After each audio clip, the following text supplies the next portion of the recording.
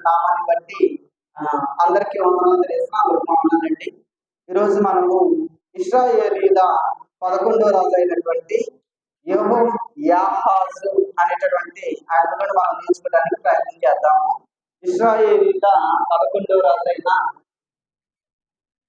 ఇశ్రాయేలీల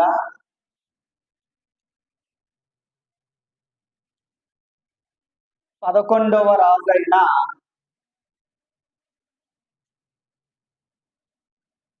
యెహోయాహాజు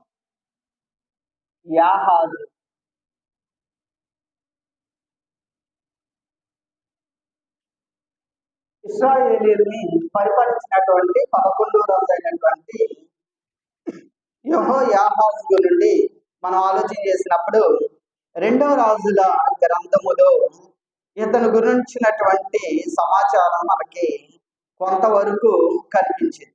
2వ రాజుల గ్రంథము 13వ అధ్యాయము 1 నుండి 9 వచనాలు మనం ఆలోచన చేసినప్పుడు అక్కడ ఉన్నటువంటి సమాచారము యేహూ కుమారుడైనటువంటి యెహోయాహాజు అనేటటువంటి పేరు కలిగినటువంటి వ్యక్తి గురించి కొంత సమాచారం మాత్రమే, అంటే 9 వచనాల్లో ఉన్నటువంటి సమాచారం మాత్రమే మనం ఈరోజు నేర్చుకోవడానికి ప్రయత్నం చేద్దాం.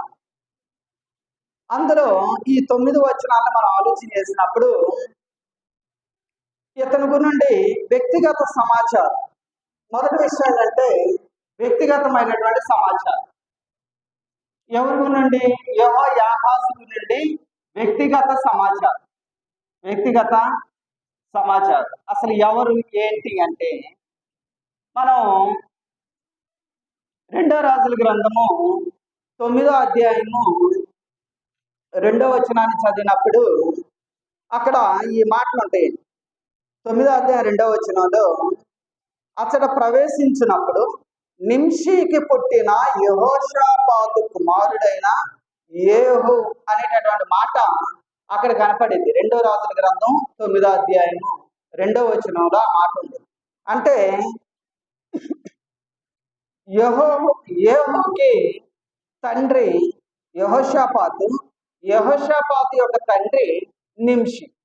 అయితే ఇప్పుడు మనం ఆలోచన చేసేది యెహోయాహాజు యొక్క తండ్రి ఎవరు అంటే యేహూ తండ్రి తాత యెహోషాపాతు, పితరుడు అంటే ముత్తాత నింషి అనేటటువంటి విషయం మనకు అర్థమైంది. ఈ 9వ అధ్యాయం 2వ వచనాన్ని చదివినప్పుడు తండ్రి యేహూ అంటానికి ఇక్కడ ఆధారం ఏమీ లేదు. ఇప్పుడు మనం చదివినటువంటి లేఖన భాగంలో ఆధారం లేదు. యేహూ తండ్రి యెహోషాపాతు తండ్రి నింషి అని మాత్రమే ఉంది. దీన్ని తీసుకొని మరి యెహోయాహాజు యొక్క తండ్రి యేహూ అని ఎలా చెప్పగలం అని మనకి డౌట్ వచ్చింది. అయితే 10వ అధ్యాయం 35వ వచనాన్ని మనం చదివినప్పుడు 10వ అధ్యాయం 2వ రాజుల గ్రంథం 10వ అధ్యాయం 35వ వచనాన్ని చదివినప్పుడు అక్కడ ఈ మాట ఉండిద్ది.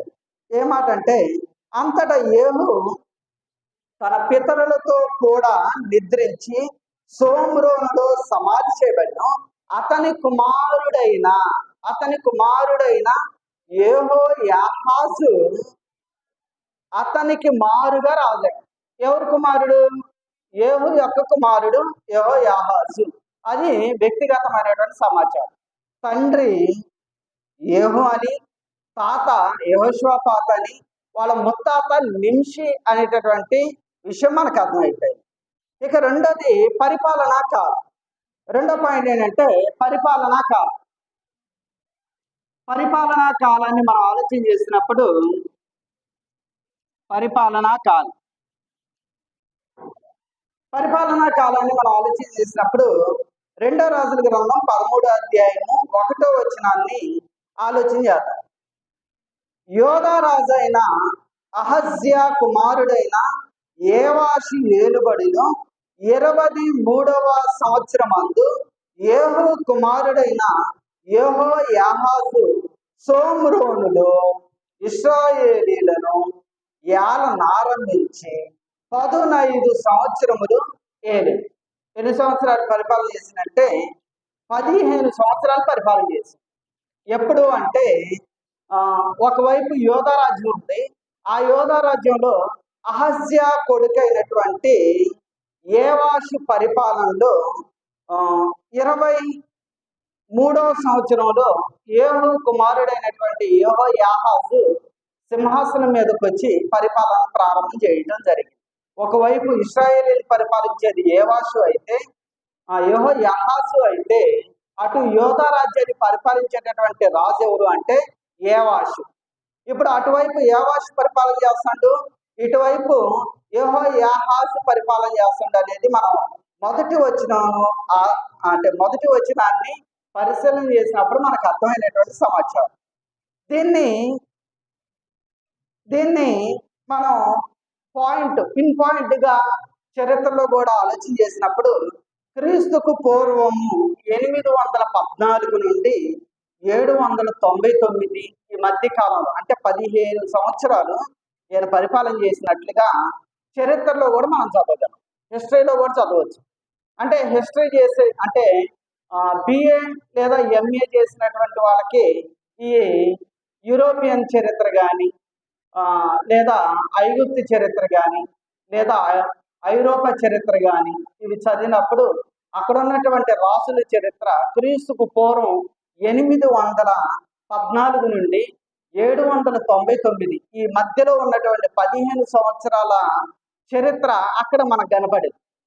అంటే సేమ్ వీళ్ళే పరిపాలన చేస్తుంటారు. అలా వాళ్ళ లెక్క నుండి తీసుకుంటూ వస్తే మనకి ఆ క్యాలిక్యులేషన్ అర్థమైపోయింది. అయితే ఈయన 15 సంవత్సరాలు పరిపాలన చేసిండు. వీళ్ళ ముఖ్య పట్టణం సోమ్రోను అనేది మాత్రం మర్చిపోవద్దు. సోమ్రోను అనేది వీళ్ళ ముఖ్య పట్టణం. అసలు ఈ సోమ్రోను కట్టించినటువంటి రాజు ఎవరో తెలుసా? ఎవరు అంటే ఒమ్రి. ఆహాబు యొక్క తండ్రి ఒమ్రి అని చేసినట్టే సోమ్రోను పట్టణాన్ని కట్టించి తర్వాత 6 సంవత్సరాలు అక్కడ పరిపాలన చేసి అక్కడ తీర్సా అనేటటువంటి పట్టణంలో పరిపాలన చేసి కొత్త పట్టణాన్ని మరలా కట్టి ఆయన ఏం చేసినంటే ఒమ్రి ఈ సోమ్రోను పట్టణాన్ని స్టార్ట్ చేశారు. ఇక అక్కడి నుండి ఇశ్రాయేలీల పతనం వరకు ఈ సోమ్రోన్ని రాజధానిగా చేసుకోవటం జరిగింది. అయితే మనం ఆలోచన చేసినప్పుడు వీళ్ళ ముఖ్య పట్టణం సోమ్రోను. ఈయన 15 సంవత్సరాలు పరిపాలన చేసిండు సోమ్రోన్లోని ఇశ్రాయేలీలందరూ. ఈయన పరిపాలన చేసేటప్పుడు యోధా రాజ్యంలోని రాజు ఎవరు అంటే ఏవాషు సన్ ఆఫ్ అహజ్యా అనేది మనం మర్చిపోకూడదు. సరే, ఇక మూడో పాయింట్ ఏంటంటే ఈయన రాజు అవడు. యెహోయాహాజు రాజు అవడు. ఎలా రాజు అయింది?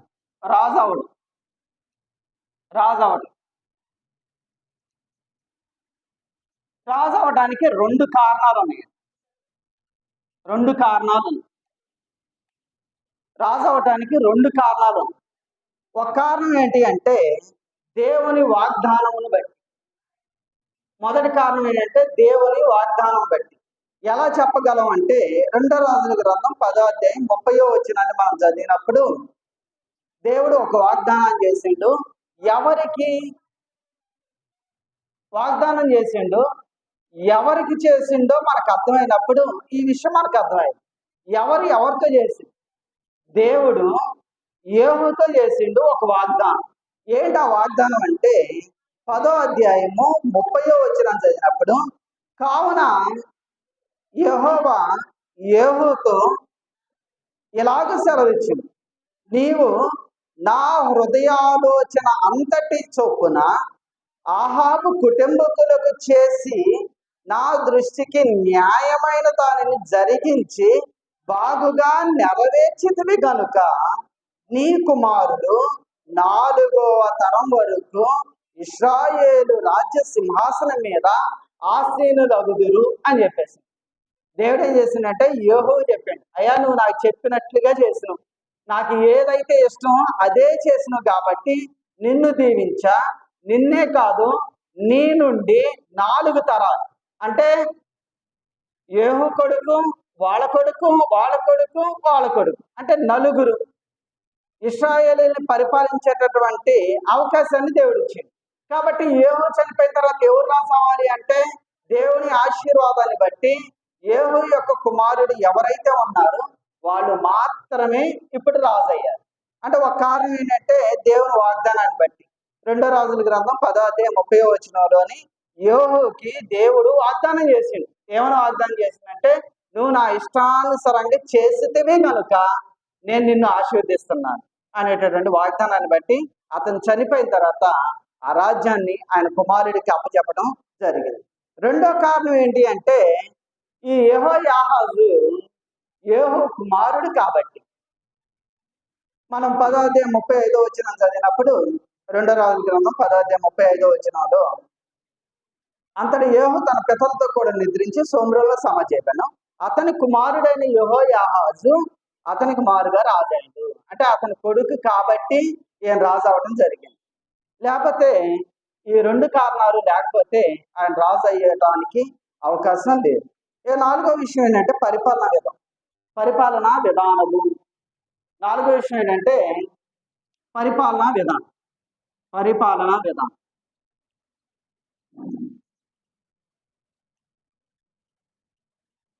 ఈయన పరిపాలన ఎలా ఉంది అనేది కొన్ని విషయాలు మనం నేర్చుకున్నాం. ఇందులో మొత్తం 6 పాయింట్లు ఉన్నాయి, సబ్ పాయింట్లు. మొదటి విషయం ఏంటంటే పరిపాలనా విధానంలో మొదటి విషయం ఏంటంటే ఇశ్రాయేలీలు పాపము చేయుట. ఇశ్రాయేలీలు ఏం చేశారంటే పాపము చేయుట. మనం 2 రాజుల గ్రంథం 13వ అధ్యాయము 2వ వచనాన్ని ఆలోచన చేద్దాం. 2వ వచనం. ఎవరితడు? యెహోయాహాజు. ఇతడు ఇశ్రాయేలు వారు పాపము చేయుటకు కారకుడగు నేబాతు కుమారుడైన యెరోబాము పాపములను విడవక అనుసరించుచు యెహోవా దృష్టికి చెడుతనము జరిగించెను. ఇప్పుడు ఇశ్రాయేలీలు అందరూ ఏం చేశారంటే పాపం చేశారు.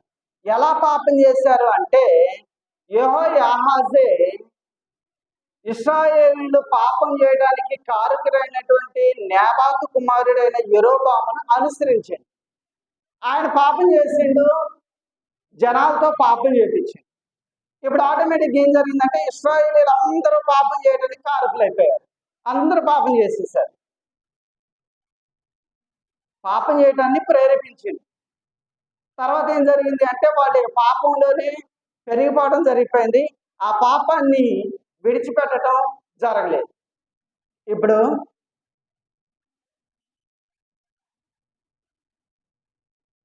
ఒక ఎగ్జాంపుల్ ఆలోచన చేద్దాం. ఇప్పుడు మనకి కలిగినటువంటి మన పిల్లలు ఎలాంటి వారు అంటే ఏమీ తెలియనటువంటి వారు. చుట్టుపక్కల ఉన్నటువంటి వాతావరణాన్ని బట్టి, తల్లిదండ్రులను బట్టి, చుట్టూ ఉండేటటువంటి మనుషులను బట్టి వాళ్ళు ఏం చేస్తారంటే స్వతహాగానే ఏం చేస్తారంటే అందరూ చేసినట్లుగా చేస్తారు అని అడమ్ స్మిత్ తన గ్రంథంలో రాసింది, తన పరిశోధన గ్రంథంలో రాసింది. ఇది మనం సైకాలజీలో చూసినప్పుడు ఆయన చెప్పినటువంటి స్టేట్మెంట్. సరే, బైబిల్ కూడా ఏం చెబుతుందంటే ప్రసంగి గ్రంథం 7వ అధ్యాయం 29లో దేవుడు మనుషులను లేదా నరులను యథార్థవంతులనుగా పుట్టించిండు అని చెప్పింది. అంటే పుట్టినప్పుడు ఎలాగా ఉన్నాం అంటే యథార్థంగా పుట్టి ఏమీ తెలియనటువంటి పరిశుద్ధులుగా ఉన్నాం. ఇప్పుడు చుట్టూ ఉండేటటువంటి మనుషులు ఏం చేస్తారంటే పాపంలో ఉంటే ఆటోమేటిక్గా పాపంలోకి వెళ్ళిపోతాం. చుట్టూ పవిత్రులుగా ఉంటే మనం కూడా ఆటోమేటిక్గా పవిత్రులుగా ఉంటాం. చుట్టూ ఎలాగైతే జనాలు ఉన్నారో అలానే మనం తయారైపోతాం. అంటే తల్లిదండ్రులను బట్టి, చుట్టూ ఉండేటటువంటి పరిసరాలను బట్టి మనుషులు ఏమైపోతారంటే ఆ పరిస్థితులకు లోనైపోతారు. అలానే యెహోయాహాజు కూడా ఏం చేసినంటే వాళ్ళ పితడైనటువంటి నేబాతు కుమారుడైన యెరోబాము ఇశ్రాయేలీలు ఎలాగైతే పాపం వైపు నడిపించిండో సేమ్ అదే స్థితిలో ఏం చేసిందంటే ఇశ్రాయేలీలు పాపం వైపు నడిపించింది. ఆ పాపం వైపు నడిపించిన తర్వాత మళ్ళా అలా చేయకూడదు అంటే అవకాశం లేదు. ఇక ఆ పాపంలోనే పెరిగిపోతుంటారు ఆ పిల్లలు కూడా. ఇప్పుడు తల్లిదండ్రులు ఒక పాపాన్ని అనుకోండి నేర్పారు అనుకోండి. తర్వాత ఆ పాపం నుండి బయటికి రమ్మంటే రాలేరేక స్కూల్కి వెళ్ళకపోతేలే ఏం కాదులే అని రోజు మానిపిస్తున్నారు అనుకోండి. ఈరోజు డిక్టేషన్ ఉంది కొడతారేమో అని చెప్పారనుకో, వాళ్ళ అమ్మ సరే ఈరోజు వెళ్ళొద్దులే రేపు వెళ్దోలే. ఒకళ్ళు రేపు అడిగితే నిన్న కడుపులు నొచ్చో తలనొచ్చో ఆగిపోయిందని చెప్పింది అనుకోండి. తర్వాత ఏం జరిగిద్దంటే అలానే మానేయటానికి అలవాటు పడతాడు. చివరికి ఏం జరిగిద్దంటే తన జీవితం స్పాయిల్ అయిపోయింది. మా పిల్లోడు మంచి చదవాలి అనుకుని ఉంటాం మనం, కానీ చదివేటటువంటి స్థాయిలోకి రాదు. అయితే నేనేం చెబుతానంటే పాపాన్ని నేర్పించినప్పుడు ఇంకా స్కూల్ గురిండే చెప్పాను. ఇంకా లోకం నుండేటటువంటి పాపాలు అయితే వాళ్ళు ఏం చేసేవాళ్ళంటే ఆ పాపంలోనికి పిల్లల్ని లాగి అందులో ఉండిన తర్వాత మళ్ళా బయటికి రావడానికి అవకాశం లేదు. మొన్న ఈ మధ్య ఎవరు చెబుతుంటే విన్నాయి ఏంటంటే ఇద్దరు అంటే భార్యాభర్తలు ఇద్దరు ఉన్నారు, పెళ్ళైంది కొత్తగా. వాళ్ళ భర్తకి అసలు ఏ అలవాటు లేదు, తాగటం కానీ తిరగటం కానీ ఏ అలవాటు లేదు. అయితే పెళ్లి కూతురికి సంబంధించిన వాళ్ళ చుట్టాలందరూ మంచిగా మస్తుగా తాగుతారండి. సరే అని వాళ్ళ ఆయన నేర్పింది, కొంచెం నేర్పింది. ఇప్పుడు సీసాలు లేపుతున్నాను. ఇప్పుడు మానేయటానికి ప్రయత్నం చేస్తాం. మాంతడా మంచిగా ఉన్నోడిని ఏం చేశారంటే చెడగొట్టేశారు. చెడిపోయిన తర్వాత మారాలి అంటే అది కష్టమే. ఇప్పుడు ఇశ్రాయేలీయుల పరిస్థితి కూడా అలానే ఉంది. యెహోయాహాజు ఏం చేశాడంటే వీళ్ళందరినీ పాపం వైపు నడిపించిండు, ఇక వాళ్ళు పాపంలోనే ఉండిపోయారు. ఇప్పుడు మనం 1 కొరింథీ పత్రిక 10:12 వచనాన్ని ఒకసారి ఆలోచన చేద్దాం. ఈ సందర్భంలో కొరింథీయులకు రాసిన 1 పత్రిక 10:12 వచనంలో దేవుని మాటలు ఈ రీతిగా ఉన్నాయి. ఏంటి అంటే 10:12 తాను నిలుచున్నానని తలంచుకొనివాడు పడిపోకుండునట్లు జాగ్రత్తగా చూచుకొనవలెను. తాను నిల్చున్నానని తలంచుకొనివాడు ఏం చేయాలి అంటే పడకుండునట్లు జాగ్రత్తగా చూసుకోవాలి. ఇప్పుడు ఇది ఒక విషయాన్ని మీకు జ్ఞాపకం చేస్తాను. చిన్నపిల్లలు నుంచుంటారు, అంటే బండి ఆడిన తర్వాత 1 year లోపులో నిలబడి నడవటానికి ప్రయత్నం చేస్తారు, కానీ నడవరు, నిలబడే ఉంటారు. ఆ నిలబడేటప్పుడు తాను నుంచున్నాను అనుకుంటాడు ఆ పిల్లోడు, కానీ డామున పడిపోతుంటాడు. మళ్ళా లెగుస్తాడు, తాను నుంచున్నాను అంటాడు, మళ్ళీ పడిపోతుంటాడు. కొంతకాలానికి ఏం జరిగిందంటే అంటే కొన్ని రోజుల్లోనే ఆ పిల్లోడు నుంచోటం మంచిగా నుంచుంటాడు, నడవటం ప్రారంభం చేస్తాడు. అంటే నేనేం చెబుతానంటే తాను నుంచున్నాను అనుకుంటాడు, కానీ మళ్ళీ వెంటనే ఎలాగైతే పడిపోతాడో అలానే మనం కూడా ఏం చేస్తామంటే నేను నిలబడి ఉన్నాను అనుకుని ఉంటాం. మాకు ఎంత విశ్వాసం ఉందో, నేను విశ్వాసంలో స్థిరంగా ఉన్నా, నేను పడిపోను అని మనం అనుకుంటాం, కానీ ఆటోమేటిక్గా పడిపోతూనే ఉండండి. ఎలా చెప్పగలం పడిపోతున్నాం అంటే మన క్రియలను బట్టి, మన ప్రవర్తన బట్టి, మన ఆత్మ సంబంధమైన జీవితాన్ని బట్టి మనం పడిపోయినో లేదో మనకు అర్థమైపోయింది.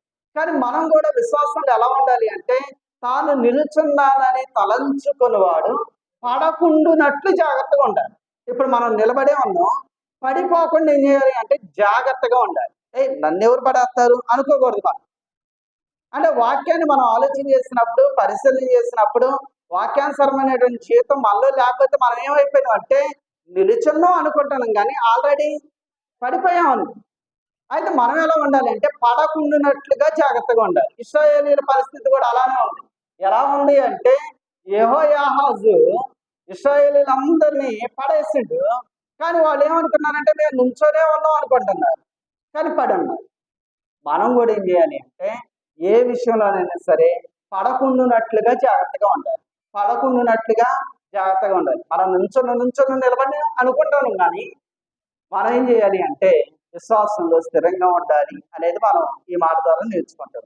ఇక ఇందులో రెండో పాయింట్ ఏంటంటే, ఒకటి ఇశ్రాయేలీయులు పాపం చేయడానికి కారణం అయింది, పాపం చేశారు. రెండోది ఏంటంటే దేవుడు ఇశ్రాయేలీయులను శిక్షించాడు. పాపం చేశారు, వెంటనే ఏం జరిగింది? శిక్ష వచ్చేసింది. ఇప్పుడు మనం పాపం చేసినాం అనుకోండి, మన శిక్ష ఉండిద్దా? ఉండదండి. ఎందుకంటే ఇది కృపాకాలం అని, ప్రేమకాలం అని దేవుడు ఇంకా దీర్ఘశాంతంతో ఏం చేస్తానంటే ఇకనైనా మా బిడ్డ మారుతారేమో అని చూస్తున్నారు. అయితే ఇశ్రాయేలు కాలంలోనైతే వెంటనే శిక్ష వచ్చేసింది. ఇప్పుడు ఇశ్రాయేలీలు పాపం చేశారు, శిక్ష అంటనే దేవుడు ఏం చేశాడంటే ఇశ్రాయేలీల్ని శిక్షించడం. రెండో పాయింట్ ఏంటంటే ఇందులో దేవుడు ఇశ్రాయేలుని శిక్షించడం. ఇప్పుడు 3వ వచనాన్ని మనం ఆలోచన చేసినప్పుడు, కాబట్టి యెహోవా కోపము ఇశ్రాయేలు వారి మీద రగులు కొనగా ఆయన సిరియా రాజు అయిన హజాయేలు దినములన్నిటను హజాయేలు కుమారుడైన బెన్హదదు దినములన్నిటను ఇశ్రాయేలు వారికి అప్పగించెను. ఇశ్రాయేలు వారందరినీ చేసినంటే వాళ్ళకి అప్పగించేసింది. అంటే దేవునికి కోపం వస్తే ఎలా జరిగిద్దంటే జరిగిద్దండి ఖచ్చితంగా. దేవుడు కోపం వస్తే ఏం జరిగిందంటే, ఇప్పుడు వీళ్ళు పాపం చేశారు, దేవుడికి కోపం వచ్చేసింది, వెంటనే శిక్ష అమలు జరుగుతుంది. ఏంటి ఆ శిక్ష అంటే, ఆ కాలంలో ఇశ్రాయేలీలకి పొరుగు దేశమైనటువంటి సిరియా రాజ్యాన్ని పరిపాలించేటటువంటి హజాయేలు, వాళ్ళ కుమారుడైనటువంటి బెన్హదదు, వీళ్ళందరూ ఏం చేశారంటే ఇశ్రాయేలీల మీద దండెత్తి వాళ్ళని చంపడం ప్రారంభం చేశారు. యుద్ధం జరుగుతుంది, చనిపోతున్నారు, వాళ్ళ చేతికి అప్పగించబడారు. ఇప్పుడు మన జీవితాల్లో కూడా ఎలాంటి యుద్ధాలు వచ్చినాయి అనుకోండి. ఎలాంటి యుద్ధాలు అంటే శోధనలు, సమస్యలు, అనారోగ్య పరిస్థితులు. ఇవన్నీ ఎందుకు వచ్చినాయి అంటే మనం ఆజ్ఞను అతిక్రమించి పాపం చేసిను అని. కానీ మనకు అర్థం కాదండి. ఈరోజు ఆరాధనకి రాలేదు, ఈ వారంలో ఏదో జరిగింది, కానీ మనం పట్టించుకోం అంత లైట్గా. ఆరాధనకి వెళ్ళకపోవటం ఇలా జరిగింది కాబట్టి ఆరాధన మానేయకూడదు అనే భయం ఉండిద్దంటే ఉండదు ఖచ్చితంగా. కానీ కొంతమంది అయితే సిన్సియర్గా ఓహో ఇలా జరిగింది అంటే ఆరాధనకి వెళ్ళకపోవటం వల్ల, లేదా దేవుని పనికి వెళ్ళకపోవటం వల్ల, లేదా దేవుడు చెప్పినట్లుగా చేయలేదు కాబట్టి, ఆరాధనే కాదు ఏదైనా సరే దేవుడు చెప్పినట్లుగా చేయకపోతే దేవుని కోపం వచ్చిందండి. ఇప్పుడు మీ అమ్మాయో మీ అబ్బాయో మీ మాట వినలేదు అనుకోండి, మీకు కోపం రాదు అనుకుంటున్నారు. అయితే కోపం వచ్చిందా రాదంటే మీకైతే కోపం రాదు. మరి దేవునికి కూడా కోపం రాదా అంటే ఆయనకు మాత్రం ఖచ్చితంగా వచ్చింది. ఆయన పిల్లలైనటువంటి వాళ్ళు ఆయన మాట వినకపోతే కోపం ఆయనకు వచ్చింది. మనకు ఒకళ్ళు రాకపోవచ్చు, మన పిల్లోడు అంటే మనకి ఇష్టమై, లేదా మన పిల్ల అయితే మనకి ఇష్టమై, ఒకవేళ వాళ్ళు మనం చెప్పినట్లుగా చేయలేదనుకోండి, అప్పుడు ఒకళ్ళ కోపం రాదేమో. కానీ చాలా మందికి కోపం వచ్చేసిద్దండి. వాళ్ళు చెప్పిన పని చేయకపోతే కర్ర తీసుకొని కొట్టే అంత కోపం వచ్చింది. అలానే ఎందుకు అలాంటి కోపం వచ్చిందంటే ఆ తల్లిదండ్రులు చెప్పినట్లుగా వాళ్ళు చేయలేదు కాబట్టి. ఇప్పుడు దేవుడు చెప్పినట్లుగా మనం కూడా చేయకపోతే దేవుని కోపం వచ్చింది ఖచ్చితంగా. ఇప్పుడు కోపం రావటం వల్ల హజాయేలు దినములన్నిటి అంటే బెన్హదదుని చంపింది హజాయేలే. అంటే అది స్టోరీలోనే మనం కంటిన్యూషన్ చదువుకుంటూ వస్తున్నాం. బెన్హదదుని చంపేసి హజాయేలు సిరియా రాజ్యాన్ని ఆక్రమించిండు. హజాయేలు కుమారుడికి మరలా బెన్హదదు అనేటటువంటి పేరే పెట్టుకోండు. ఇప్పుడు హజాయేలు దినముల్లోని తర్వాత వాళ్ళ కుమారుడైనటువంటి బెన్హదదు కాలంలోని ఇశ్రాయేలు ఏం చేస్తానంటే దేవుడు వాళ్ళకి అప్పచెబుతాడు.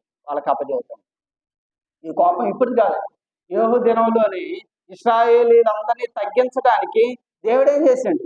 పూనుకొండు అనేటువంటి మాట పోయిన వారం నేర్చుకున్నాం. ఎంతమందికి అర్థమైందో అర్థం కాలేదో నాకైతే తెలియదు. కానీ మనం ఆలోచన చేసినప్పుడు కోపం వచ్చినప్పుడు, ఎవరికి కోపం అంటే తల్లిదండ్రులకు కోపం వస్తే బిడ్డలకు పనిష్మెంట్ ఉంటుంది. అలానే దేవునికి కోపం వస్తే తన పిల్లలైనటువంటి మనకి పనిష్మెంట్ ఉంటుంది. కాబట్టి ఆ పనిష్మెంట్లోకి మనం వెళ్ళకూడదు అంటే దేవుడు చెప్పినట్లుగా మనం చేయాలి. ఈ సందర్భంలో రోమపత్రిక 2వ అధ్యాయము 6వ వచనాన్ని ఒకసారి మనం ఆలోచన చేయాలి. రోమపత్రిక 2వ అధ్యాయం 6వ వచనాన్ని మనం ఆలోచన చేసినప్పుడు ఆయన ప్రతి వానికి వాని వాని క్రియల చొప్పున ఏమిస్తాడు? ప్రతిఫలాన్ని ఇస్తాడు. అంటే ప్రతి వానికి వాని వాని క్రియల చొప్పున దేవుడు ఏం చేస్తాడంటే ప్రతిఫలం ఇస్తాడు. హజాయేలుకే ఇచ్చిండా, లేదా బెన్హదదుకే ఇచ్చిండా, లేదా యెహోయాహాజుకే ఇచ్చిండా? మనకి ఇవ్వడా అంటే మనకి ఎందుకు ఇవ్వడండి? మనకి ఎందుకు ఇవ్వడు? ఇస్తాడు ఖచ్చితంగా. కానీ మనమేమనుకున్నామంటే, అయ్యా నేను క్రీస్తు సంఘంలోనే బాప్తిస్మం పొందింది కాబట్టి, ప్రతి ఆదివారమున సమాజంగా కూడుతున్నాను కాబట్టి ఆ శిక్ష అనేది నాకు రాదేమో అనుకుని ఉంటున్నాను. ఇక్కడ ఏమని చెబుతుందంటే లేఖనం, ప్రతి వానికి వాని వాని క్రియల చొప్పున ప్రతిఫలం ఇస్తారు.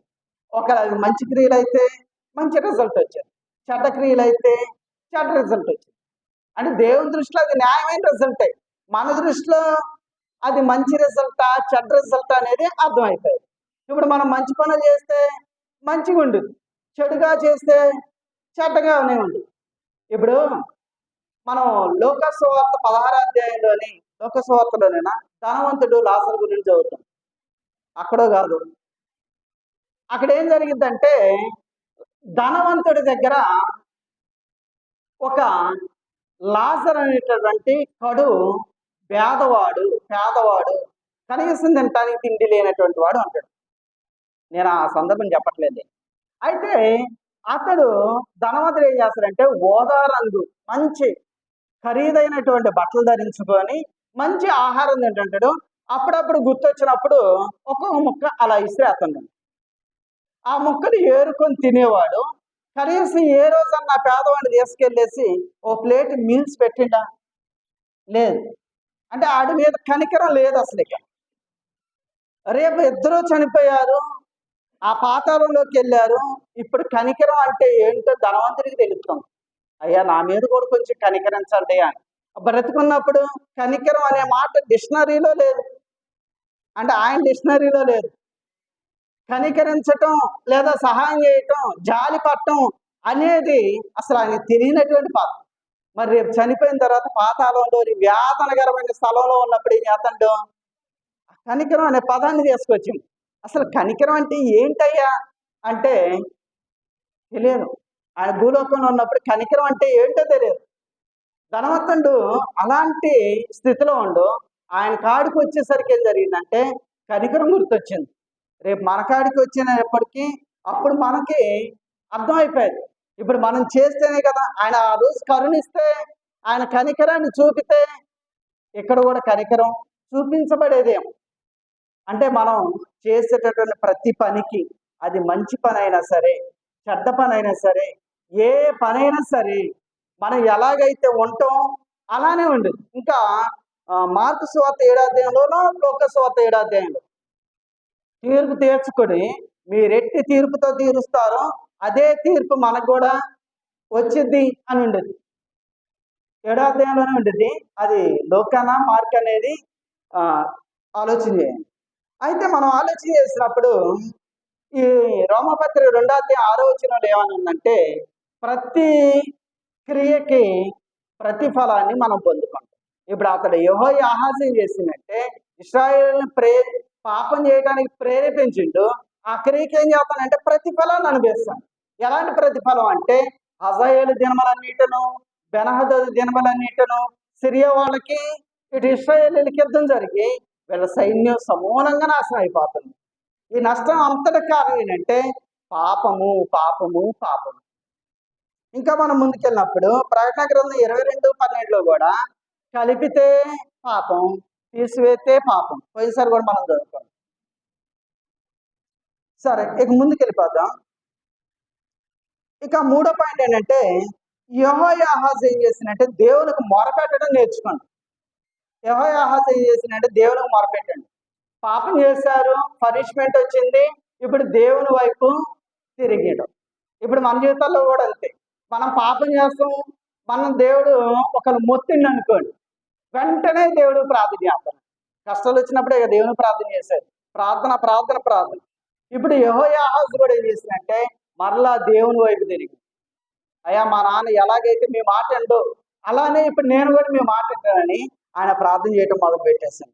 ఇప్పుడు 2 రాజుల గ్రంథం 13వ అధ్యాయం 4వ వచనాన్ని ఒకసారి ఆలోచన చేస్తే, అయితే యెహోయాహాజు యెహోవాను వేడుకొనగా, అంటే ప్రార్థన చేసిండు. వేడుకొనగా అంటే ప్రార్థన చేసిండు.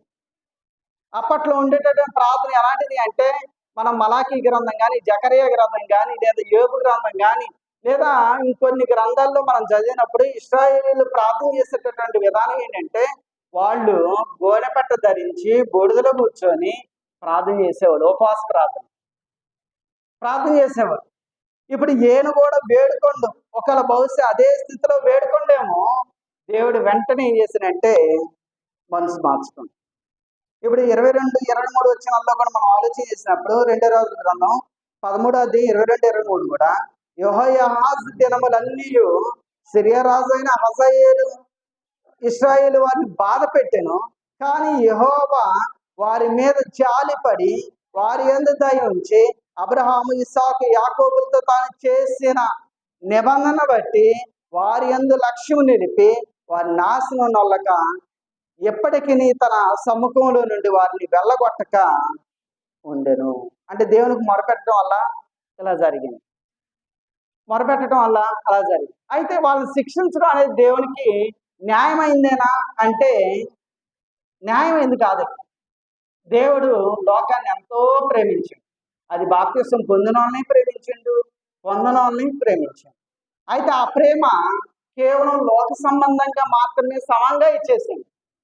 వాళ్ళకి అనారోగ్యం వచ్చినా దేవుడు వాళ్ళని ప్రేమించి వాళ్ళని స్వస్థతను అనుగ్రహిస్తాడు. ఆకాశాన్ని, మహాకాశాన్ని, భూమిని మనం ఆలోచన చేసినప్పుడు క్రైస్తవులు మాత్రమే పంట అట్లా అందరికీ పంటనిస్తాడు దేవుడు. ఋతువులను అందరికీ ఇస్తాడు, వర్షాన్ని అందరికీ ఇస్తాడు, ఎండని సమంగా ఇస్తాడు, అన్ని అందరికీ సమానంగా ఇస్తాడు. కానీ పరలోక రాజ్యాన్ని మాత్రం అందరికీ సమానంగా ఇవ్వట్లేదండి. అందరూ సమానంగా ఇవ్వట్లేదు. అంటే దేవుడు అందరినీ ప్రేమిస్తాడు. కానీ ఆ ప్రేమలో ఏముంది అంటే శిక్ష ఉంది. మీరు ఒకసారి కొరింథీయులకు రాసిన 2వ పత్రిక 7వ అధ్యాయం 9, 10 వచనాలు మనం ఆలోచన చేసినప్పుడు అక్కడ ఈ మాటలు ఉంటాయి. కొరింథీయులకు రాసిన 2వ పత్రిక 7వ అధ్యాయం 9, 10 వచనాల్లో నేను చదువుతాను, గమనించండి. మీరు దుఃఖపడితిరని సంతోషించటం లేదు గాని మీరు దుఃఖపడి మారు మనస్సు పొందితిరని ఇప్పుడు సంతోషించుతున్నారు. ఇప్పుడు దేవుడు మనం శిక్షించడానికి కారణం ఏంటి? దేవుడు మనం శిక్షించడానికి కారణం ఏంటి అంటే మనం మారు మనసు పొందడానికి. అంటే మనని దుఃఖం వచ్చేటటువంటి స్థాయికి వచ్చింది అంటే మనం ఇంకా మారు మనసు పొందాలని. నాకే ఈ శోధనలు ఎందుకు వస్తున్నాయి, నాకే ఎందుకు ఇలాంటి ఇబ్బందులు వస్తున్నాయి, నాకే ఎందుకు ఇలా జరుగుతుంది అంటే నువ్వు మారు మనసు పొందాలి. మారు మనసు అంటే మనసును మార్చుకోవటం. వాస్తవానికి మారు మనసు మనం ప్రతి ఒక్కరం పొందాలి. అది పొందకుండా బాప్తిసం పొందలేము. అయితే అది పొందుకున్న తర్వాత కూడా మనం ఏం చేస్తున్నాం అంటే మరలా మునుపటిలానే జీవిస్తాం. ఇప్పుడు దుఃఖం వచ్చింది, వాళ్ళు మారారు, వాళ్ళు మారటం వల్ల దేవుడు ఏం చేస్తానంటే సంతోషిస్తాను. ఇప్పుడు వాళ్ళని ఏడిపించాలని కాదు దేవుడు, వాళ్ళని శిక్షించాలని కాదు దేవుడు. ఇశ్రాయేలీయులు అంటే దేవుని బిడ్డని, వాళ్ళందరినీ తగ్గించాలని మనం 10వ అధ్యాయంలో చదివినాం. వాళ్ళందరూ నశించిపోతున్నారని ఇప్పుడు 13వ అధ్యాయంలో చదువుతున్నాం. ఇదంతటికీ కారణం ఏంటంటే వాళ్ళు మారాలి అని, వాళ్ళు మారాలి అని, వాళ్ళ మార్పు కోసమే దేవుడు కోరుకుంటాం. అనగా ఏ విషయంలోనైనాను మా వలన మీరు నష్టం పొందకుండుటకై దైవ చిత్తానుసారంగా దుఃఖపడితిరి. దైవ చిత్తానుసారమైన దుఃఖము మారు మనసు, రక్షణార్థమైన మారు మనసును కలిగేను. ఈ మారు మనసు దుఃఖమును పుట్టించదు. అంటే సేవకుల ద్వారా కానీ లేదా దేవుని ద్వారా కానీ ఒకవేళ మనకి హృదయంలో బాధ వచ్చింది అనుకోండి, దుఃఖం కలిగే అంత స్థితిగా వచ్చింది అనుకోండి, దాని వెనకాల ఉన్నటువంటి మూలం ఏంటంటే మనం మారాలి. మనం మారాలి. సేవకులు మనల్ని ఎందుకు ఈ మాటలు చెప్పారు అంటే, లేదా దేవుడు ఎందుకు జ్ఞాపకం చేసిండు అంటే మనం మారాలని. అంతేగాని మిమ్మల్ని ఏదో బాధ పెట్టాలని కాదు, లేదా మిమ్మల్ని ఏదో ఏడిపించాలని కాదు, మిమ్మల్ని ఏదో చేయాలని కాదు. కానీ దేవుడు మీ నుండి ఏదో మార్పు కోరుకుంటాడు. మార్పు కోరుకున్నాడు ఖచ్చితంగా. ఏదైనా సరే సేవకుడు ఒకవేళ ఆ చోటుకి రాలేదనుకోండి, లేదా ఆ స్థలానికి వెళ్ళలేదనుకోండి, లేదా మనం చెప్పినట్లే చేయలేదనుకోండి, లేదా మనకు నొప్పి, లేదా బాధ, లేదా దుఃఖం కలిగించేటటువంటిగా స్థితి కలిగిందనుకోండి, దాని వెనకాల ఉన్నటువంటి కారణం ఏంటంటే మార్పు అనేది. అలాంటిది మళ్ళీ రిపీట్ అవ్వకూడదు. అప్పుడు ఎప్పుడైతే మారు మనసు పొందుతారో అప్పుడు ఆ దుఃఖం సంతోషంగా మారి, అప్పుడు ఏం జరిగిందంటే దైవచిత్తానుసారమైనటువంటి దుఃఖం రక్షణార్థమైనటువంటి మారు మనసుని కలగజేసింది. ఆ మారు మనసు కలిగినప్పుడు మనం ఏం జరిగిందంటే రక్షణలోనికి మనం కొనసాగుతాం. నేనేం చెబుతానంటే ఈ విషయంలో మనం దేవునికి వ్యతిరేకమైనటువంటి లేదా దేవునికి విరుద్ధమైనటువంటి పారంపర్య ఆచారాల్లో కానీ, పండగల విషయాల్లో కానీ, దేవునికి ఎదురాడేటటువంటి ఏ విషయంలోనైనా సరే మనము ఒకళ్ళ తప్పిదంలో ఉంటే సేవకుల ద్వారా కానీ దేవుని ద్వారా గద్దింపబడినప్పుడు మనకు బాధ అనిపించినప్పుడు మనం ఏం చేయాలంటే మారాలి. అంతేగాని సేవకులు మార్చకూడదు. అలా నువ్వు మార్చుకుంటూ పోతే యెజబెల్ లాగా 850 మంది బయలు ప్రాప్తులు సంపాదించుకున్నాం. చివరికి ఏం జరిగిందంటే ఆ చనిపోయినప్పుడు అరచేతులు అరకాళ్ళు పుర్రె తప్ప ఏమీ లేదు. లేదా మనం చనిపోతే సమాధి చేసినట్లుగా చేయటానికి అవకాశం లేదు. కుక్కలు నాకేసిని తినేసిని బహిర్భూమిలో విడిచేసిని తన శరీరాన్ని. ఏంటి అంటే దేవుని ప్రవర్తనని లక్ష్యం చేయలేదా? నువ్వెంత, నీ లెక్కంత, నువ్వు కాకపోతే ఇంకొకడు అనుకుంది యెజబెల్. చివరికి ఏం జరిగిందంటే శాపాన్ని మూట కట్టుకుంది. తనే కాదు, తన భర్తే కాదు, తనకి కలిగినటువంటి చుట్టాలైతే, బంధువులైతే, స్నేహితులైతే, రక్త సంబంధికులైతే, పిల్లలైతే ఎవరిని విడిచిపెట్టలేదండి. మీరు 9-10 అధ్యాయాలు చదివినప్పుడు దేవుడు ఎవరిని విడిచిపెట్టడు. దేవుడికి అసలు జాలి, కరుణ, దయ ఏమీ లేవండి. మనం అనుకుంటాం దేవుడు ప్రేమామయుడు, దేవుడు కరుణామయుడు, దేవుడు మనని ఎంతగానో ప్రేమించండు కాబట్టి మనం ఏ ఆటలు ఆడినా ఏం చేసినా దేవుడు ముందు చెల్లుతీ అనుకుంటుంటాం మనం. కానీ దేవుడు అలాంటి వాడు కాదండి. ఆయన ప్రేమించే వారి మీద ప్రేమ, ఆయన ద్వేషించే వారికి 4-5 తరాల వరకు దేశం ఉంది. కాబట్టి అలాంటి భయంకరమైనటువంటి హెబ్రీ పత్రిక 10వ అధ్యాయం చదువుతాం. భయంకరమైనటువంటి ఉగ్రుడైనటువంటి దేవుని చేతుల్లో పడటం చాలా భయంకరం. కాబట్టి మనం ఏమనుకుంటుంటే దేవుడు ప్రేమమయుడులే, ఆరాధన రాపేది ఏం కాదులే, లేకపోతే పట్లాటకెళ్ళినా ఏం కాదులే, లేదా తిట్టినా ఏమీ కాదులే, మనం ఇష్టం వచ్చినట్లు చేసినా ఏం కాదులే, దేవుడు నన్ను ప్రేమిస్తాడు, దేవుడు ఎంతో ప్రేమిస్తాడు అనుకుంటుంటాం మనం. కానీ శిక్ష అనేది ఆటోమేటిక్గా వచ్చేస్తూనే ఉంది. ఇప్పుడు ఇక్కడ ఏం జరిగిందంటే మనం రక్షణార్థమైనటువంటి మారు మనసు ఎప్పుడైతే పొందినో ఆ శిక్ష నుండి తప్పించడానికి అవకాశం ఉంది. అది లోక సంబంధంగా మనం దుఃఖించిన అనుకోండి, అది మరణానికి నడిపించేది, లోక సంబంధమైనటువంటి మరణానికి నడిపించడానికి దారి చేసేది. ఇంకా ఇందులో ఇంకో పాయింట్ మనం నేర్చుకున్నాం. అదేంటంటే సామెతల గ్రంథం, ఇంకో పాయింట్ ముందు సామెతల గ్రంథం 28వ అధ్యాయం దగ్గరకు ఒకసారి రండి. అక్కడ ఒక మాట ఉంది. సామెతల గ్రంథం 28వ అధ్యాయం 13వ వచనాన్ని మనం ఆలోచన చేసినప్పుడు 28-13 అతిక్రమములను దాచిపెట్టువాడు వర్ధిల్లడు. చాలా జాగ్రత్తగా ఆలోచన చేద్దాం. అతిక్రమములు అంటేనంటే క్రమం కానటువంటి, అతిక్రమములు అంటేనంటే క్రమం కానటువంటి. ఏంటి క్రమము, ఏంటి అక్రమము లేదా అతిక్రమం? క్రమాన్ని మేరటం అతిక్రమం. ఇప్పుడు బండి 60లోనే పోవాలని బోర్డులు పెడుతుంటారు అక్కడక్కడ, 60, 30, 90 అని. 30 కాడ 90 పైన అనుకోండి, ఏం జరిగింది? యాక్సిడెంట్ అయింది. 60 దగ్గర 30లోనే పోయినాం అనుకోండి, అప్పుడు యాక్సిడెంట్ అయిపోయింది. మొన్న ఒకసారి ఒక కారు వచ్చింది, అలా ఆగింది, వెంటనే ఇంకొక కారు వచ్చి గుద్దింది, వెంటనే ఇంకొక కారు వచ్చి గుద్దింది. ఇది మన ఇబ్రహీంపట్నంలో జరిగింది, మన హైదరాబాద్ దగ్గర కూడా జరిగింది. ఏంటి అంటే లిమిట్లో ఉండాలి. 60లో 60 వెళ్ళాలి, 90లో 90 వెళ్ళాలి, 30లో 30 వెళ్ళాలి. నేనేం చెబుతానంటే ఆ క్రమాన్ని మీరిన మన శాపం వచ్చింది, ఆ క్రమాన్ని దాటిన అంటే తగ్గించిన మన శాపం వచ్చింది. ఇప్పుడు అతిక్రమాలని దాచిపెట్టి మనం ఆరాధనకు వచ్చినాం అనుకోండి, అంటే మన పాపాలు మన పాపాలే అయినా సరే దేవుడే అన్నాం అనుకోండి, వాటిని దాచిపెట్టడం అంటారు. ఇప్పుడు నాకు దొంగతనం చేయటం అలవాటు అనుకోండి, ఇప్పుడు ఆరాధన అయిపోయింది, దొంగతనానికి వెళ్తా, ఆరాధన రాకముందు దొంగతనాలు చేసి వచ్చా, దాన్ని అలా దాచిపెట్టేసి ఏడకొచ్చి ఆరాధన చేసినంత మాత్రాన మనం వద్దెళ్ళం అనుకుంటుంటామా? అయ్యా నాకు ఎందుకు వద్దెళ్ళట్లేదు, నేను ఎందుకు దీవించబడట్లా, ఎందుకు నాకు రెట్టింపు ఆశీర్వాదాలు రావట్లేదు, ఎందుకు నాకు విస్తారమైనటువంటి ఆశీర్వాదాలు రావట్లేదు అంటే అసలు మనం విడిచిపెట్టట్లేదు. ఇక్కడ ఏం చెబుతున్నారంటే అతిక్రమములను దాచిపెట్టువాడు వర్ధిల్లడు గాని వాటిని ఒప్పుకొని విడిచిపెట్టిన వాడు మాత్రమే కనికరం పొందుతాడు. వాటిని విడిచిపెట్టాలి, వాటిని దేవుడి ముందు ఒప్పుకోవాలి, అంతేగాని అయ్యగారి చెవులు ఒప్పుకోవటం కాదు. దేవుడి ముందు ఒప్పుకొని నువ్వేం చేయాలి అంటే వాటిని విడిచిపెట్టాలి, అంతేగాని మనం వాటిని కూడా కలిగి ఉంటే వర్ధిల్లు. ఇప్పుడు దేవుడు ఏం చేసినంటే వాటిని కలిగి ఉంటే మీరు ఆశీర్వాదం పొందరు అని చెప్పాడు. ఇప్పుడు వీళ్ళు ఏం చేశారంటే దేవుడు మొరపెట్టారు, వాళ్ళు వర్ధిల్లడానికి అవకాశం ఉంది కానీ వాళ్ళు ఏం చేశారంటే వాటిని దాచిపెట్టేశారు.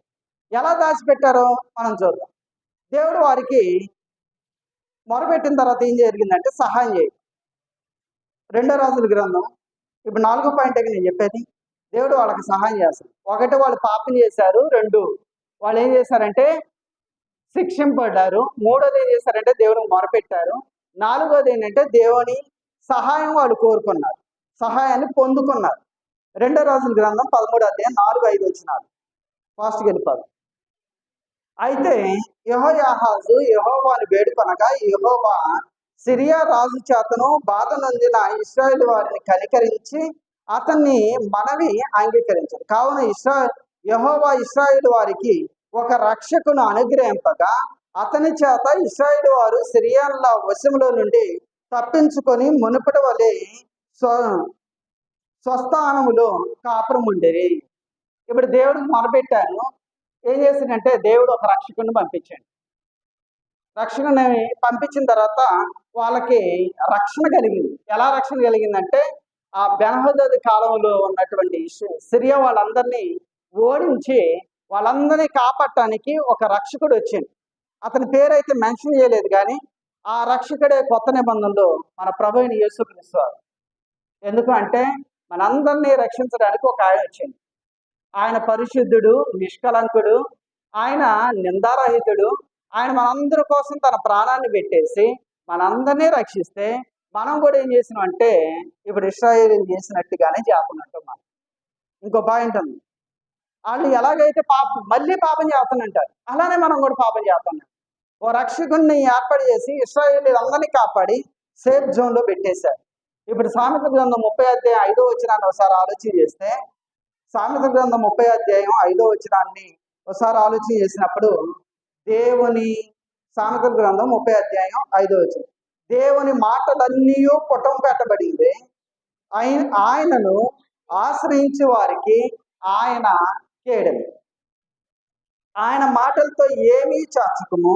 వద్దులేండి, ఇది మళ్ళీ వేరే కాంటెస్ట్ అని దేవుని మాటలన్నీ పుటం పెట్టబడింది.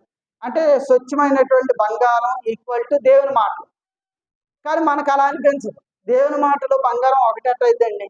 దేవుని మాటలు గంట చెప్పినా కనీసం 50,000 రావుగా, ఎన్నో రావుగా. అదే ఒక తులం ఉంటే 50,000 వచ్చేస్తుంది ఖచ్చితంగా. ఒక 10 గ్రాముల బంగారం ఈక్వల్ టు దేవుని మాటలు అన్నాం అనుకోండి, ఎలా సమానం అయింది అనుకుంటుంటాం.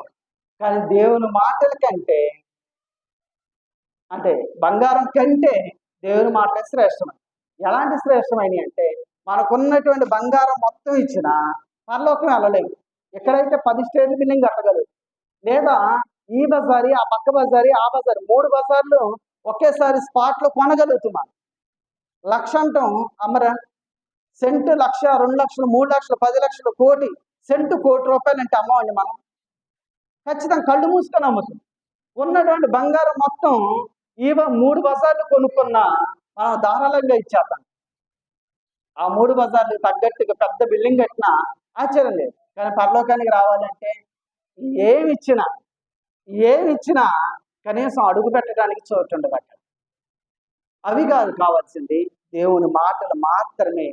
దేవుని మాటలు మాత్రమే. ఈ మాటలు అంటే మనం యోహాను సువార్త ఆరాధ్యాన్ని చదువుతుండగా ఈ నా మాటలే అక్కడ తీర్పు తీర్చబడును అని యేసుక్రీస్తు వారు చెప్పారు. అప్పుడు బంగారం 1 కేజీ ఇస్తానన్నా సరే, లేదా 1 కోటి రూపాయలు ఇస్తానన్నా సరే, మనకు రికమెండేషన్ ఏమి పనిలేదు. కాబట్టి దేవుని మాటలు అంత అమూల్యమైనవి అనేది జ్ఞాపకం చేసుకుందాం. అయితే దేవుడు చెప్పినట్లుగా వాళ్ళకి సహాయం చేశాం. మనం ఆ 4-5 అధ్యాయం వచ్చినాడు 13వ అధ్యాయము 2 రోజుల గ్రంథం 13వ అధ్యాయము 4-5 వచ్చినాల్లో ఒక రక్షకుడిని ఏర్పాటు చేసి వాళ్ళకి సహాయం చేసి ఏం జరిగింది అంటే వాళ్ళు సేఫ్ జోన్లోకి వెళ్ళిపోయారు. ఇప్పుడు 5వ పాయింట్ ఏంటంటే, అయినను ఇశ్రాయేలీలు పాపమును వేడలేదు. ఎలా చెప్పగలం అంటే 13వ అధ్యాయము 2 రాజుల గ్రంథం 6వ వచనాన్ని ఇప్పుడు ఆలోచించాలి. ముగిస్తాను. అయినను ఇశ్రాయేలు వారు పాపం చేయుటకు కారకుడగు యెరోబాము కుటుంబీకులు చేసిన పాపములను వారు విడవక వాటిని అనుసరించుచూ వచ్చిరి, మరియు ఆ దేవతా స్తంభమును సోమ్రోన్లో నిలిచి ఉండెను అని చెప్పేశారు. అయినా పాపాన్ని విడిచిపెట్టలేదు. ఎలా ఉండిద్ది అంటే, మరణకరమైనటువంటి రోగం వచ్చింది అనుకో, రావాలని కాదు, లేదా సమస్యలు వచ్చినాయి అనుకోండి, శోధనలు వచ్చినాయి అనుకోండి, మనం ఏం చేస్తాం అంటే ప్రార్థన చేస్తాం. ప్రార్థన చేస్తే ఆ సమస్య నుండి బయటపడిన తర్వాత ఏం జరిగిందంటే అసలు దేవుడు లెక్క చేయమని. సొలొమోను ఎలాగైతే లెక్క చేయలేదో, ఆయన జ్ఞానాన్ని ఇచ్చారు, ఆస్తిని ఇచ్చారు, అంతస్తుని ఇచ్చారు, భార్యని ఇచ్చారు, మంచి వైభవం కీర్తి ప్రతిష్ఠ ఇచ్చారు. చివరికి ఏమైపోయిందంటే వాళ్ళు దేవుడు ఎవరు అన్నట్లుగా వెళ్ళిపోయాడు. దేవుడు ఎవరు తెలియదు అన్నట్లుగా వెళ్ళిపోయాడు. ఇప్పుడు మన పరిస్థితి కూడా అలానే అయిపోతుంది. ఇప్పుడు దేవుడు మనకు రక్షణ ఇచ్చి ఒక రక్షకుడిని ఏర్పాటు చేసి రక్షణలో నడిపించి ఆయన సంఘంలో మనం ఉన్నా మనం ఏం చేస్తామంటే మనం పూర్వం చేసినటువంటి పాపాలు అనేగా వాటినే చేస్తానంటున్నాం, పరిశుద్ధంగా జీవించలేకపోతానంటున్నాం. దేవుడు పరిశుద్ధుడు కాబట్టి వాళ్ళ పిల్లలు కూడా ఎలా ఉండాలంటే పరిశుద్ధులుగా ఉండాలి. ఇప్పుడు ఒక రక్షకుడిని ఏర్పాటు చేశారు, ఆ యెహోయాహాజు వాళ్ళందరూ పరిశుద్ధంగా ఉండాలని దేవుడు కోరుకుంటూ వీళ్ళు మరలా ఏం చేశారు అంటే యెహోయాహాజు తర్వాత ప్రజలు వీళ్ళందరూ ఏం చేశారంటే యెరోబాము, ఏ యెరోబాము అంటే నెబాతు కుమారుడైన యెరోబాము చేసినటువంటి పాపాన్ని వాళ్ళు ప్రేమించారు. ఇది ప్రేమించడం ద్వారా ఏం జరిగిందంటే 6వ పాయింట్, ఇశ్రాయేలీలు పాపము యొక్క పర్యవస్థానం ఎలా ఉందంటే ఇప్పుడు 7వ వచ్చింది. పర్యవస్థానం ఎలా ఉందంటే రౌతులలో 50 మందియు, రథములలో 10, కార్బలములో 10,000 మంది మాత్రమే యెహోయాహాజు దగ్గర ఉన్నారు. వీళ్ళ సైన్యాన్ని కౌంట్ చేస్తున్నారు. ఎందుకు కౌంట్ చేస్తున్నారంటే అసలు ఇశ్రాయేలీలు ఎంతమంది తెలుసా? సుమారుగా వాళ్ళ కాల్బలమే ఐగుప్తు నుండి కానాన్లోకి అడుగుపెట్టినప్పుడు 6 లక్షల పైచిలుకు ఉన్నారు. వాళ్ళు కానాన్లోకి వచ్చిన తర్వాత బాగా విస్తరించారు. విస్తరించిన తర్వాత వాళ్ళు 2 గ్రూపులు అయ్యారు. 10 గోత్రాలు ఒకవైపు వెళ్ళారు, 2 గోత్రాలు ఒకవైపు వెళ్ళారు. 10 గోత్రాల్లో ఉన్నటువంటి జనాభా విస్తారంగా ఉన్నారు. వాళ్ళు చివరికి ఇప్పుడు యెహోయాహాజు కాడికి వచ్చేసరికి వీళ్ళు రౌతులలో 50 మంది రౌతులు అంటారు, రథాల మీద తిరిగేటటువంటి గుర్రపు రౌతులు ఉంటాయిగా, దాని మీద తిరిగేవాడు ఎంతమంది అంటే 50 మంది మాత్రమే మిగిలిపోయారు. ఇక వీళ్ళ రథాలు ఉన్నాయిగా, అంటే యుద్ధం చేసేటటువంటి రథాలు, ఆ రథాలు కేవలం 10 మాత్రమే మిగిలిపోయాయి. కాల్బలం అంటే వాళ్ళ ముందు నడుచుకుంటూ వెళ్ళిపోయేవాళ్ళు ఎంతమంది ఉన్నారు అంటే కాల్బలం ఎంతమంది ఉన్నారు అంటే కేవలం 10,000 మంది మాత్రమే ఉన్నారు. మరి మిగిలిన వాళ్ళందరూ చనిపోవడానికి కారణం ఏంటి అంటే పాపం పాపం పాపం పాపం పాపం పాపమే. కాదు ఇప్పుడు యెహోయాహాజు ద్వారా మనం నేర్చుకునేది ఏంటంటే పాపం చేసినాం, శిక్ష వచ్చింది, మరలా దేవుని వేడుకున్నాం, మళ్ళీ మంచి జీవితం వచ్చింది, మరలా పాపం వైపు జరిగితే ఇక ఈసారి నాశనమే అనేది మనం మర్చిపోవాలి. ఇప్పుడు అదేగా జరిగింది. చివరికి ఎంతమంది మిగిలిపోయారంటే వాళ్ళ సైన్యాన్ని కౌంట్ చేస్తున్నారు. ఎంతమంది ఇప్పుడు మీరు దావీదు సైన్యాన్ని తర్వాత యెహోయాహాజు సైన్యాన్ని పక్క పక్కన పెట్టి చూడండి. వాళ్ళ సైన్యం ఎంతమంది ఉన్నారు, వీళ్ళ సైన్యం ఎంతమంది ఉన్నారో మనకు అర్థమైపోయింది. ఇప్పుడు ఏం సైన్యం ఎంతకు వచ్చేసింది అంటే రౌతులు 50 మంది, రథాలు 10, కాల్బలం 10,000 మంది. అంటే మన ఊర్లో ఉన్నటువంటి వాళ్ళలో సగం మంది మాత్రమే మిగిలిపోయారు. మిగిలిన వాళ్ళందరూ చనిపోయారు. ఎందుకు చనిపోయారంటే పాపం చేశారు కాబట్టి. చివరిగా నేను చెప్పేది ఏంటంటే 5వ పాయింట్లో 5వ విషయం, మరణం. ఎవరు మరణం? యెహోయాహాజు మరణం. 9వ వచనం, 2 రాజుల గ్రంథం 13వ అధ్యాయము 9వ వచనం. యెహోయాహాజు తన పితలతో కూడా నిద్రించి సోమ్రోనులో పాతి పెట్టబడింది. అతని కుమారుడైన యెహోయాషు, ఇప్పుడు వాళ్ళ కొడుకు పేరేంటి? యెహోయాషు. వాళ్ళ తండ్రి పేరేంటి? ఆయన పేరేంటి? యెహోయాహాజు. ఇప్పుడు వాళ్ళ కొడుకు యెహోయాషు. కాబట్టి ఆయన వచ్చేసింది. ఇప్పుడు దీని ద్వారా మనం నేర్చుకునేది ఏంటంటే రాజులు పుట్టారు, చనిపోయారు.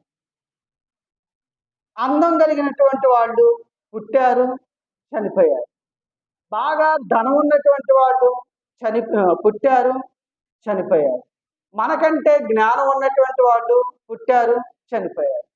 ఈ లోకం అనేది శాశ్వతమైనది కాదు. మరి ఈ లోకంలో ఉండాల్సినటువంటి జీవితం ఎన్ని సంవత్సరాలు అంటే కీర్తన గ్రంథం 90వ అధ్యాయం 10వ వచనం 60 లేదా 70, మహా అయితే 80. ఈ 80 సంవత్సరాల్లో మనం ఏం చేస్తాం అంటే ప్రార్థనకి సరిగ్గా రాము, వాక్యానుసారంగా సరిగ్గా బ్రతకలేము, దేవుడు చెప్పినట్లుగా ఉండలేము, దేవుడు ఏదైతే ఆశించిండో అది చెయ్యం. మరి తర్వాత జీవితం మొదలైంది 60, 70, 80 సంవత్సరాలు అయిన తర్వాత మనం ఈ లోకాన్ని విడిచిపెట్టి వెళ్ళిపోతాం. తర్వాత మన జీవితం స్టార్ట్ అయినప్పుడు మనం దేవుని దగ్గరికి వెళ్ళాలి అంటే ఇక్కడ ఉన్నప్పుడే మన జీవితాన్ని సరి చేసుకోవాలి. ఇప్పుడు వీళ్ళ గురించి మనం ఎందుకు నేర్చుకుంటున్నాం అంటే వీళ్ళ జీవితాలు మనకు బుద్ధి బోధ కలగటానికి. ఇశ్రాయేలీలు చేసినటువంటి పాపం మనం చేయకూడదు, ఇశ్రాయేలీలు జీవించినటువంటి జీవితాలు మనం జీవించకూడదు. ఇశ్రాయేలీలు రాజుల గురించి మనకి ఎందుకు ఇచ్చారు అంటే వాళ్ళ ద్వారా మనం నేర్చుకోవాలని, వాళ్ళ ద్వారా మనం మారాలని, వాళ్ళ ద్వారా మనం ఇంకా మారు మనసు పొంది రక్షణార్థమైనటువంటి జీవంలోనికి వెళ్ళాలని. అందుకని దేవుడు ఏం చేశానంటే ఈ పాత నిబంధనల చరిత్రలన్నీ మనకి ఇచ్చేసింది. ఇక యోధ చరిత్రలోనైతే కొంచెం పర్లేదు, ఎందుకంటే దేవుని పిల్లలు కాబట్టి వీళ్ళు దేవుని పిల్లలు అయినప్పటికీ భ్రష్టులుగా తయారైపోయారు. ప్రతి కవి లేదా ప్రతి రాజు, ప్రతి వ్యక్తి, ప్రతి జీవితం ఇలానే ఉంటుంది. మీరు యెహోయాహాజే కాదు, యెహోయాషుని మనం ఆలోచన చేసిన, ఆయన తర్వాత వచ్చేటటువంటి యెరోబాము 2 అయినా సరే, ఆయన తర్వాత వచ్చేటటువంటి జకరియా ఆయనైనా సరే అక్కడ వరకు అందరూ అలానే ఉన్నట్టారు.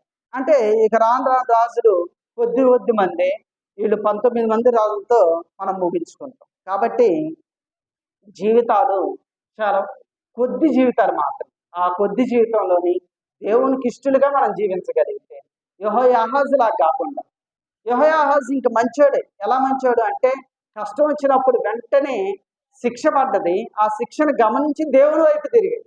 మరలా రక్షణ పొందిన తర్వాత వీళ్ళు ఏం చేశారంటే పాపం వైపు వెళ్ళిపోయారు.